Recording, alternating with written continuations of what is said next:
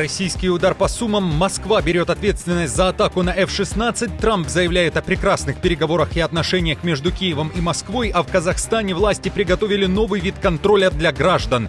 В эфире «Нехта» самые важные и интересные новости к этому часу. Зеленский выдвинул требования США, Европе и миру. Детали удара баллистикой по городу, который находится лишь в 30 километрах от границы с РФ. России удается наступать и продвигаться благодаря новой комбинации действий на линии фронта. Западная пресса раскрывает детали тактики. Лукашенко начинает проверку армии на случай введения в Беларуси военного положения. США планируют выдворить 1 миллион мигрантов в третьи страны, а в Украине заговорили о том, что все граждане страны должны стать под ружье. Обзор важных событий. Друзья, всем привет! Буду рад вашему лайку, подписке и репосту. Вы прекрасно знаете, что для нас это очень важно. Оставляйте также свои комментарии и спасибо вам за обратную связь. Об актуальных и важных событиях прямо сейчас начинаем.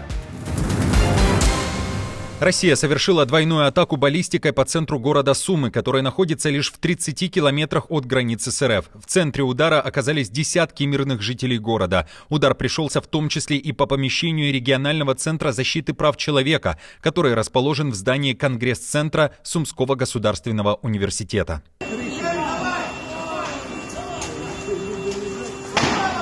Количество пострадавших приближается к сотне, погибших не менее 3 десятков человек, среди них 2 детей. Вербное воскресенье, центр города, сутки после переговоров между США и Россией о мире в Украине. Зеленский назвал РФ террористом и призвал относиться к этой стране как к террористу. Только сволочи могут так поступать, отбирая жизни у обычных людей. Мои соболезнования родным и близким. Сейчас проводится спасательная операция. Все необходимые службы работают. Нужна жесткая реакция мира, Соединенных Штатов, Европы, всех в мире, кто хочет окончания этой войны и убийств. Россия стремится именно к такому террору и затягивает эту войну.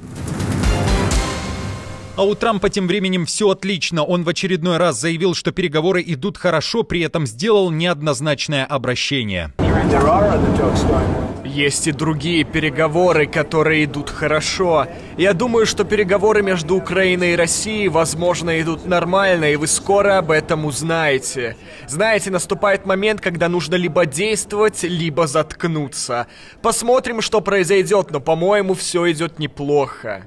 Кому именно необходимо начать действовать или замолчать, Трамп не уточнил. Однако отмечу, буквально на этой неделе в своей соцсети он призывал Россию начать действовать, ведь погибает очень много людей. Намекая на то, что спустя месяц после того, как США и Украина предложили полное прекращение огня, Путин так и не согласился на это. А в Москве тем временем заявляют, что отношения с Вашингтоном понемногу возвращаются в необходимое русло. Однако встреча Трампа с Путиным пока не запланирована. Встреча эта состоится, и президенты высказывали свою политическую волю к тому, что она должна состояться, в том числе и делали это публично. Но состоится в соответствующее время.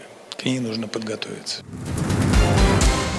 Россия наступает и продвигается вперед, прокладывая себе путь взрывами. Издание Wall Street Journal проиллюстрировало тактику наступления армии Путина. В ход идет сочетание дронов, бомб и пехоты, что в конечном результате вынуждает ВСУ отступать с определенных позиций. Авторы материала уточняют, что оккупантам удается продвигаться из-за того, что они сочетают, далее цитата, грубую силу Красной армии с использованием современных технологий. Российский способ ведения войны опирается на дроны для обнаружения целей и мощь бомб и артиллерии, чтобы прокладывать путь для пехоты, захватывающей территорию. Каждый элемент атаки поддерживает остальные, действуя одновременно или волнами. Это может создавать эффект снежного кома, вынуждающий украинцев отступать. Wall Street Journal уточняет, в украинском небе на линии фронта одномоментно находятся сотни разведБПЛА РФ, которые вычисляют позиции артиллерии, скопления войск, блиндажи, окопы. Орланы постоянно находятся тоже на высоте в поисках опорных пунктов или командных центров ВСУ. Против орланов украинцы борются с помощью своих беспилотников. Тем не менее, после разведки РФ использует авиацию, а уже после идет пехота. В материале уточняют, что такая тактика обеспечивает хоть и медленное, но продвижение, при этом населенные пункты равняют с землей. В Украине продолжается расследование причин гибели летчика самолета F-16 и потери истребителя. К этому событию приковано внимание западной прессы. Самолет не могли сбить дружественным огнем, в частности, украинской системой ПВО. Ведь боевое задание летчик выполнял в зоне, где их просто нет. Очевидно, очень близко к линии фронта. BBC Украина со ссылкой на свои источники в украинском правительстве сообщает, что по самолету прилетела российская ракета.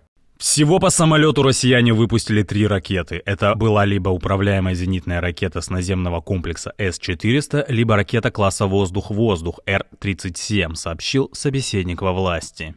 В воскресенье 13 апреля в Минобороны РФ заявили, что ударили по F-16 средствами ПВО. Напомню, что накануне в сети появилась информация о том, что самолет мог быть сбит украинской ПВО из-за отсутствия системы распознавания свой-чужой. В украинских воздушных силах эту информацию не подтверждали. Там уточняли, что летчик погиб, выполняя боевое задание. Пилоту Павлу Иванову было 26 лет. В Украине создана межведомственная комиссия, которая теперь должна определить точную причину инцидента в небе. Напомню, последний раз Украина теряла F-16 и летчика АСА прошлым летом, в августе, во время массированного ракетно-дронового удара по стране.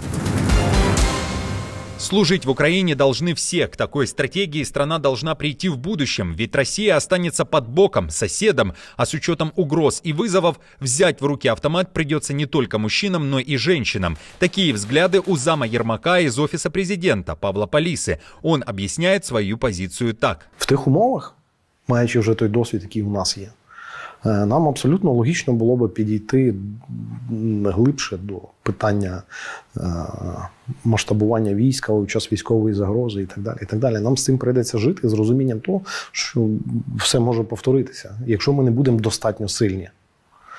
Для того, щоб бути достатньо сильними і не мати таких нюансів з залученням громадян до війська, мені здається, треба продумати певний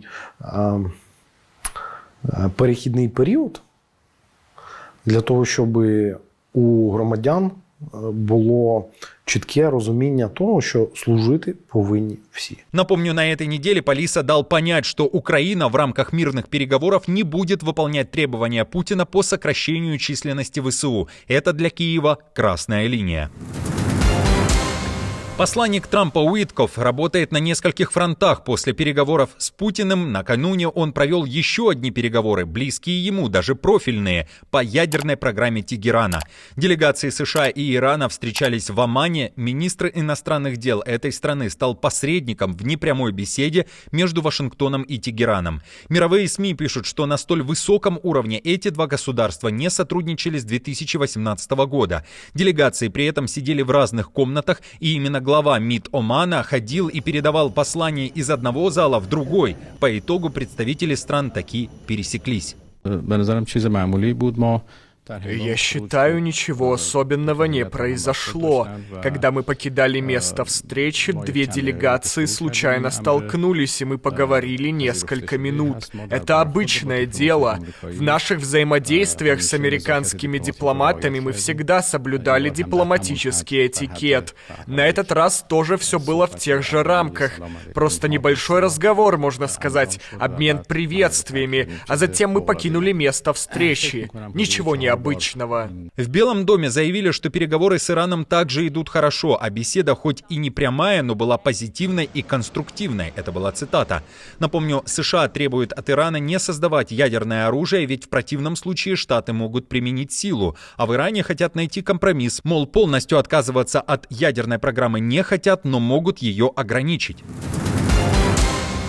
Всех должны знать в лицо. В Казахстане горячая дискуссия. Власти собираются ввести новый вид контроля. При покупке сим-карты необходимо будет пройти регистрацию по биометрии. Проще говоря, предоставить снимок своего лица. В Астане уверяют, что это необходимо для борьбы с мошенниками. Министерство цифрового развития считает, что такой подход уменьшит уровень цифровой преступности. Мобильные операторы при этом поддерживают идею. В то же время в парламенте предложение раскритиковали. Там напоминают, что в Казахстане до сих пор нет четкого закона о биометрии, и если данные утекут, вернуть их уже будет невозможно. Эксперты по кибербезопасности также считают идею сомнительной. Они признают, что биометрия может помочь, но не спасет от всех угроз. Мошенники используют подмену номеров и хитрые схемы, а основная уязвимость – люди, которые сами сливают свои данные в интернет. Радио Азатык уточняет, что в 2024 году в Казахстане было зафиксировано более 17 тысяч случаев интернет-мошенничества. Общий ущерб от этих преступлений превысил $40 миллионов.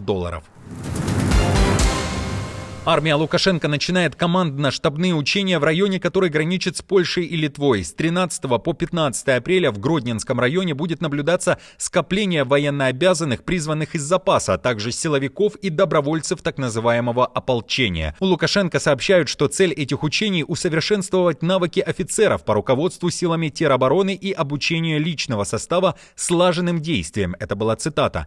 В ведомстве Хренина уточняют, что собираются отработать вопросы охраны и обороны объектов ТРО. Кроме того, военные, которые подчиняются Лукашенко, собираются бороться с вымышленными ДРГ противника и отработать свое поведение на случай введения военного положения в Беларуси.